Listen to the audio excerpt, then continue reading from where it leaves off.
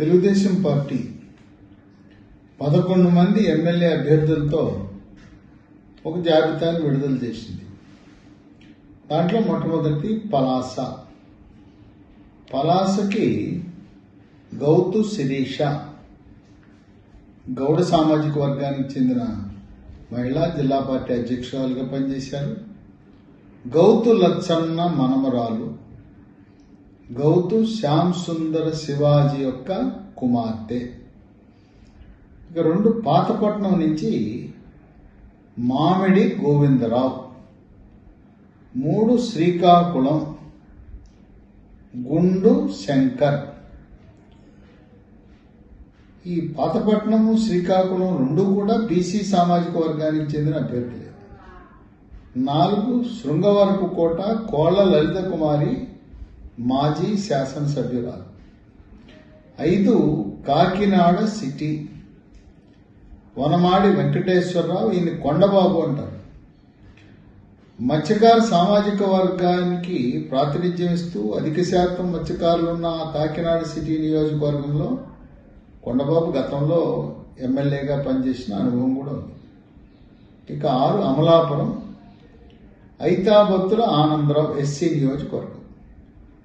7 పెనమలూరు బోడే ప్రసాద్, 14 నుంచి 19 వరకు ఎమ్మెల్యేగా పనిచేసి అధికారంలో లేనప్పుడు కూడా తెలుగుదేశం పార్టీ తరఫున ప్రజా వ్యతిరేక విధానాలపై పోరాటం చేసిన వ్యక్తి.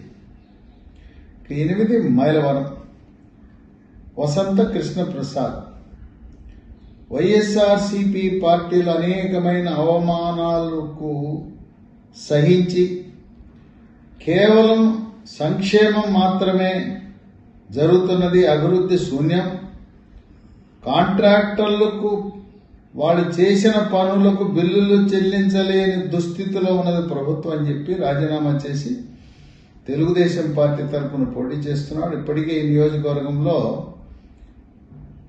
ప్రముఖ తెలుగుదేశం నాయకుడు బొమ్మసాని సుబ్బారావు, ఆయన కూడా వసంత కృష్ణ ప్రసాద్ గెలుపు కోసం కృషి చేస్తున్నాడు. ఇక్కడ దేవినేని ఉమ, చాలా మంది దేవినేని ఉమకి సీట్ లేదు అనుకుంటున్నారు. సీట్ అవసరం లేదు ఆయనకి. కష్టపడి ప్రజలకు దండాలు పెట్టి గడ్డాలు కొట్టుకుని కాళ్ళకు మొక్కితే 5 సంవత్సరాల పదవి ఎమ్మెల్యే, ఖర్చు లేకుండా వచ్చేది 6 సంవత్సరాల పదవి ఎమ్మెల్సీ. చంద్రబాబు నాయుడు దేవినేని ఉమకి ఎమ్మెల్సీ ఇచ్చి ఆయన్ని జూన్ మొదటి వారంలో చంద్రబాబు నాయుడుతో పాటు ఆయన్ని మంత్రిగా ప్రమాణ స్వీకారం చేయించబోతున్నాడు. దేవినేని ఉమ నీటిపారుదల శాఖపై గట్టి పట్టు కలిగి ఉన్నాడు. ఒక పక్క ముఖ్యమంత్రి, మరో పక్క దేవినేని ఉమ కూడా కాలువగట్ల మీద నదిగట్ల మీద పడుకుని రాత్రిపూట క్యాంపులో ఉండి బస్సులోను కారులో పడుకుని పనులు చేయించారు. అందువల్ల ఈ దేవినేని ఉమ ఇంజనీర్, మంచి అవగాహన గల వ్యక్తి కనుక కొంతమంది ఆయనపై జాలి చూపిస్తున్నారు. జాలి చూపించవలసిన అవసరం లేదు. ఆయన ఎమ్మెల్యే కాకపోయినా మంత్రిగా ప్రమాణ స్వీకారం చేయబోతున్నాడు. ఆయనకి రాజయోగం ఉన్నది. 2014 నుంచి 19 వరకు మంచి పనితీరు కనపరిచిన శాఖలలో భారీ నీటిపారుదల శాఖ ఒకటి. కేంద్ర ప్రభుత్వ సమన్వయంతో పోలవరాన్ని చంద్రబాబు నాయుడు 9 నెలల కాలంలో పూర్తి చేయాలనే సంకల్పంతో ఉన్న తరుణంలో దానికి సమర్థుడైన నీటిపారుదల శాఖ మంత్రి దేవినేని ఉమ కేవలం మైలవరంలో వసంత కృష్ణ ప్రసాద్ను గెలిపించడమే కాదు, తన భుజస్కంధాలపై ఉమ్మడి కృష్ణా జిల్లాని ప్రచారం చేస్తూ 16 అసెంబ్లీ నియోజకవర్గాలు, 3 లోక్సభ విజయవాడ, మచిలీపట్నం, ఏలూరు 3 లోక్సభ గెలుపునకు ఆయన విస్తృతంగా ప్రచారం చేసి తన సత్తాను చాటుకోబోతున్నాడు.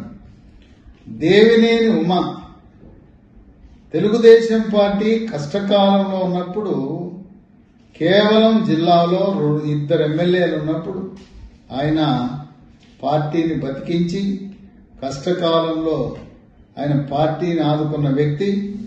ఆయన చేసిన సేవలు చంద్రబాబు నాయుడు ఎన్నటికీ మరవడు. ఇక 9 నర్సరావుపేట నుంచి వైద్య వృత్తిలో ఉన్న డాక్టర్ చెదలవాడ అరవింద బాబు వైఎస్ఆర్సీపీ పార్టీలో కూడా డాక్టరే ఉన్నాడు. ఈసారి అరవింద బాబు విజయం సాధించి తన సత్తాను చాటుకోతా ఉన్నాడు. 10 చీరాల్లో మాలకొండయ్య యాదవ్. తెలుగుదేశం పార్టీ అంటేనే బీసీల పార్టీ. యాదవులకు గౌడు, ముదిరాజు, మున్నూరు కాపు, కొప్పుల వెలమ, తూర్పు కాపు, కళింగ లాంటి రజక, న్యాయ బ్రాహ్మణ లాంటి బీసీ కులాలకు అత్యధిక ప్రాధాన్యత ఇచ్చే పార్టీ తెలుగుదేశం పార్టీ. ఇక 11 సర్వేపల్లిలో సోమిరెడ్డి చంద్రమోహన్ రెడ్డి. ఈసారి వ్యూహాత్మకంగా కాకాని గోవర్ధన్ రెడ్డి చేస్తున్న అవినీతిని బట్టబయలు చేసి శాసనసభలో అడుగు పెట్టడానికి రంగం సిద్ధం చేసుకున్నాడు సోమిరెడ్డి చంద్రమోహన్ రెడ్డి. ఇక 5 సీట్లు మిగిలినాయి. అనంతపురంలో ప్రభాకర్ చౌదరి అయితే గెలుస్తాడని సర్వేలు తెలియజేస్తున్నాయి. కనుక తెలుగుదేశం పార్టీ తరఫున అనంతపురం సిటీలో ప్రభాకర్ చౌదరి పోటీ చేయబోతున్నాడు. భీమిలి, ఇక్కడ గంటా శ్రీనివాసరావు భీమిలి కావాలని కోరుతున్నాడు. చంద్రబాబు నాయుడు గంటా శ్రీనివాసరావు మీరు వెళ్లి విజయనగరం జిల్లా చీపురుపల్లిలో బొత్స సత్యనారాయణపై పోటీ చేయమని అడుగుతున్నాడు. గంటానేమో నాకు భీమిలి కావాలంటున్నాడు. ఒకవేళ గంటా శ్రీనివాసరావుకి భీమిలిస్తే చీపురుపల్లిలో బొత్స సత్యనారాయణ ఓడించడానికి కళా వెంకట్రావుని పంపించాలనే ఆలోచన ఉంది. భీమిలిలో గంటా శ్రీనివాసరావు కాకుండా నెల్లిమర్ల నియోజకవర్గంలో ఉండే అభ్యర్థి అక్కడ జనసేనకి ఇవ్వటం వల్ల, లోకం మాధవ్కి సీటు ఇవ్వటం వల్ల సీటు కోల్పోయిన బంగారాజు పేరు కూడా భీములకి పరిశీలన ఉన్నది. చీపురుపల్లి ఎట్టి పరిస్థితుల్లో బొత్స సత్యనారాయణ అసెంబ్లీ మెట్లెక్కకుండా చేయాలనే సంకల్పంతో ఎన్డీఏ కూటమి పార్టీలు వ్యూహాత్మకంగా అడుగులు వేస్తున్న తరుణంలో చీపురుపల్లిలో గంటా శ్రీనివాసరావు గాని కళా వెంకట్రావు గాని పోటీ చేయబోతా ఉన్నారు. కళా వెంకట్రావు, బొత్స సత్యనారాయణ ఇద్దరు కూడా తూర్పు కాపు సామాజిక వర్గానికి చెందిన వాళ్ళే. ఇక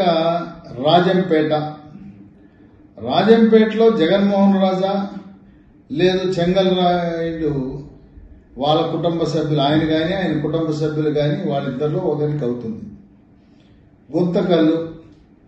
గుంతకల్లులో గుమ్మనూరు జయరాం ఆలూరు నుంచి పోటీ చేసి గెలిచిన వాల్మీకి బోయ సామాజిక వర్గానికి చెందిన మంత్రిగా ఉండి తెలుగుదేశం పార్టీలో చేరిన జయరాంకి గుంతకల్లో పోటీ చేస్తే గుంతకల్లో బీసీ సామాజిక వర్గము, బోయ వాల్మీకి సామాజిక వర్గం గణనీయంగా ఉంది. ఇప్పటికే దర్శి నియోజకవర్గాన్ని జనసేన కావాలని కోరుతాం. దర్శిలో మాజీ మంత్రి సిద్ధా రాఘవరావు ఆసక్తి చూపిస్తున్నాడు. వైఎస్ఆర్సీపీ నుంచి మారి తెలుగుదేశంలో చేరి గతంలో చంద్రబాబు నాయుడు కేబినెట్ లో R&B మంత్రిగా పనిచేసిన ఆయన గాని ఆయన కోడలు గాని వైశ్య సామాజిక వర్గానికి చెందిన వారు వాళ్ళు పోటీ చేయాలని ఆసక్తి చూపిస్తున్నారు. దర్శిలో హెచ్చర్లను భారతీయ జనతా పార్టీ కేటాయించారు. ఇది ఇలా ఉండా ఇప్పటికే యనమల రామకృష్ణుడు తుని నియోజకవర్గంలో తన కుమార్తె దివ్యని పోటీకి దింపారు. దివ్య గెలుస్తుంది. కానీ యనమల రామకృష్ణుడు ఎమ్మెల్సీ కోటా ద్వారా ఆర్థిక శాఖ మంత్రిగా, శాసనసభ వ్యవహారాల మంత్రిగా, బీసీల తరపున బీసీ ఉప ముఖ్యమంత్రిగా ఆయన చంద్రబాబు నాయుడుతో పాటు ప్రమాణ స్వీకారం చేయబోతా ఉన్నాడు. ఇక మరొక విశిష్టమైన వ్యక్తి పిఠాపురంలో జనసేన పార్టీ అధినేత పవర్ స్టార్ పవన్ కళ్యాణ్ పోటీ చేయబోతున్నాడు. ఆయన 1,00,000 ఓట్లతో గెలిపించాలనే సంకల్పంతో ఎన్డీఏ కూటమి ఉన్నది. దానికి సమర్థుడైన వ్యక్తి తెలుగుదేశం పార్టీ ఓట్లు జనసేనకు గ్లాస్కు బదిలీ చేయాలంటే వర్మ ఉన్నాడు. 2014లో ఆయనకు సీట్ ఇవ్వకపోయినా ఈయన క్షత్రియ సామాజిక వర్గానికి చెందిన ప్రజల హృదయాల్లో ఒక శాశ్వత స్థానాన్ని పొందిన వర్మ 2014లో తెలుగుదేశం పార్టీ అభ్యర్థిత్వాన్ని పొందిన విశ్వాన్ని ఓడించి ఆనాడు ఇండిపెండెంట్ గా గెలిచి మళ్లీ తిరిగి తెలుగుదేశం పార్టీలో చేరాడు. వర్మ తలుచుకుంటే తెలుగుదేశం పార్టీ ఓట్లన్నీ కూడా గ్లాసుకు పడతాయి. పవర్ స్టార్ పవన్ కళ్యాణ్ ఉప ముఖ్యమంత్రి అయితే చంద్రబాబు నాయుడు వర్మని ఎమ్మెల్సీ చేసి వర్మకు కూడా క్షత్రియ రాజుల కోటా కింద ఆయన్ని మంత్రివర్గంలో తీసుకునే అవకాశాలు మెండుగా కనపడుతున్నాయి. అట్లాగే ఆలపాటి రాజేంద్ర ప్రసాద్ అక్కడ జనసేనకి నాదెళ్ల మనోహర్కి ఇవ్వటం వల్ల ఆయన సీటు కోల్పోయాడు. ప్రభుత్వం అధికారంలోకి రాగానే ఆయనకి రాజ్యసభ సీటు గాని ఎమ్మెల్సీ గాని ఒక ప్రముఖ కార్పొరేషన్ చైర్మన్ అయ్యే అవకాశాలు కనపడుతోంది. ఈ విధంగా సీటు రాని వారు దేవినేని ఉమ మంత్రి కాబోతున్నాడు. అసలు పోటీ చేయకుండా కుమార్తెను పెట్టిన యనమల రామకృష్ణుడు మంత్రి కాబోతున్నాడు. పిఠాపురంలో సత్తా చాటుకున్నందుకు శపథాన్ని 1,00,000 ఓట్ల మెజార్టీతో గెలవాలనే లక్ష్యాన్ని సాధించినందుకు వర్మ మంత్రి కాబోతున్నాడు.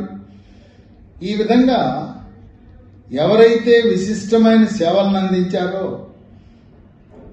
ఎమ్మెల్యేగా గెలిస్తే కష్టపడి గెలిస్తే డబ్బు ఖర్చు పెట్టుకుని 5 ఏళ్లు ఖర్చు లేకుండా 6 సంవత్సరాలు ఎమ్మెల్సీ తర్వాత మంత్రి పదవి గతంలో కూడా 2014లో జూన్ 8వ తారీఖున 2014లో ప్రమాణ స్వీకారం చేస్తూ చంద్రబాబు నాయుడు ఆయన వెంట యనమల రామకృష్ణుణ్ణి అట్లాగే మున్సిపల్ శాఖ మంత్రిగా పనిచేసిన నారాయణ ఇద్దరిని కూడా ఎమ్మెల్సీలుగా తీసుకుని ఇద్దరిని మంత్రివర్గంలో తీసుకోవడం జరిగింది. కనుక ఎమ్మెల్సీ రూటు ద్వారా కొంతమంది ప్రముఖ నాయకులు ఎవరైతే త్యాగం చేశారో అటువంటి త్యాగరాజులకు అవకాశం లభిస్తా ఉంది. దేవినేని ఉమ ఆయన యొక్క అభిమానులు అనుచరులు నియోజకవర్గంలో వాళ్ళు ఎవరు ఆందోళన చెందవలసిన అవసరమే లేదు. దేవినేని ఉమ పోటీ చేసినా పోటీ చేయకపోయినా ఆయన అందించిన విశిష్టమైన సేవలు గత 30 సంవత్సరాలుగా దేవినేని ఉమ్మడి కృష్ణా జిల్లాకు అందించిన సేవలు ఈరోజు కృష్ణా జిల్లాలో ఇంత బలంగా పార్టీ ఉన్నదంటే ఆ రోజు ఆయన దివంగత నేత అంబడి బ్రాహ్మణ యొక్క సహకారంతో బలమైన పునాది వేయటము ద్వారా ఈరోజు రాబోయే శాసనసభ ఎన్నికల్లో ఉమ్మడి కృష్ణా జిల్లాలో ఉండే 16 నియోజకవర్గాలు అమరావతి సెంటిమెంట్తో బీజేపీ జనసేన తెలుగుదేశం పార్టీ కూటమి కైవసం చేసుకోబోతా ఉంది. ఈ విధంగా రాబోయే ఎన్నికల్లో ఎన్డీఏ కూటమి 160 అసెంబ్లీ స్థానాలు 25కి 25 పూర్తిగా 25 లోక్సభ సీట్లు గెలిచే అవకాశం ఉంది. కడపలో అవినాష్ రెడ్డి గెలవడం అక్కడ షర్మిల పోటీ చేస్తా ఉంది. వైఎస్ వివేకానంద రెడ్డి సతీమణి గాని కుమార్తె గాని పోటీ చేసే అవకాశం ఉన్న దృష్ట్యా అవినాష్ రెడ్డి ఎట్టి పరిస్థితుల్లో కడపలో గెలవడు గనక 25 లోక్సభ సీట్లను ఎన్డీఏ కూటమి కైవసం చేసుకుని ఒక రికార్డు సృష్టించబోతా ఉంది. చంద్రబాబు నాయుడు వ్యూహాత్మకంగా ఎవరెవరికైతే ఎమ్మెల్యే సీట్లు ఇవ్వలేకపోయాడో వాళ్ళని వ్యక్తిగతంగా పిలిచి మాట్లాడి వాళ్ళను ఒప్పించి వాళ్ళకు వాగ్దానం చేసి ఆయన ఇచ్చిన మాటను నిలబెట్టుకుని ఎవరెవరికి మంత్రివర్గంలో స్థానం కల్పిస్తానన్నారో తనతో పాటు జూన్ 1వ వారంలో మంత్రిగా ప్రమాణ స్వీకారం చేసే అవకాశం కల్పించబోతున్నాడు.